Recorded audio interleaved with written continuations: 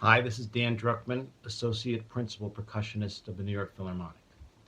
And I'm here today to talk a little bit about the famous hammer blows at the end of Mahler's Symphony No. 6.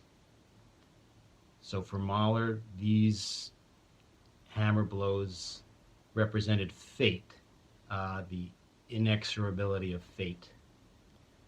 And for those of you who know the piece or have seen it, you know that these are some of the most heart-wrenching, emotional, cathartic moments in the entire orchestral repertoire. In terms of the sound that Mahler wanted, he was actually very clear or specific about the sound he was after, even though he didn't really always get it. He wasn't always happy with the sound that he got. But what he wrote about the sound was he wants the sound to be brief and mighty, but dull in resonance, with a non-metallic character, like the fall of an axe, he says.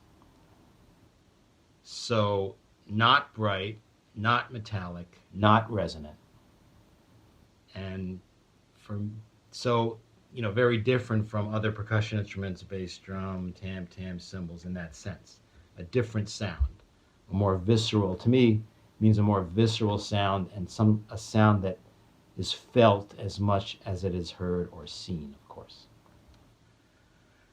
Now, in terms of how many hammer blows there are in any given performance, this is, of course, a very popular topic for program annotators and musicologists, etc.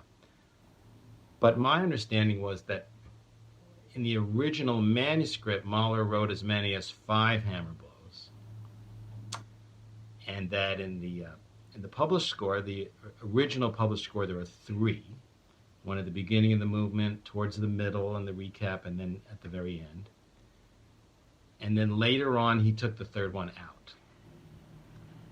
And many musicologists have posited that for Mahler, the 3 blows began to represent for him 3 personal tragedies that he suffered, which were, first of all, the death of his older daughter, who died of diphtheria, his dismissal from Vienna Opera, which is a very heart-wrenching thing for him, and then, of course, his diagnosis with heart disease, which he later died of.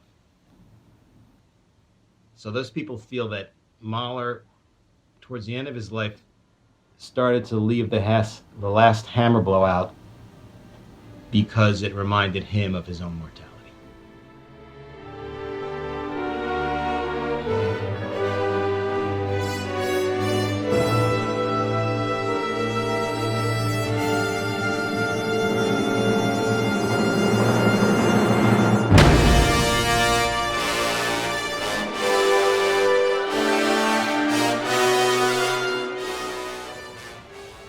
Thanks for listening, and I hope to be able to play this piece, not just talk about it, very soon.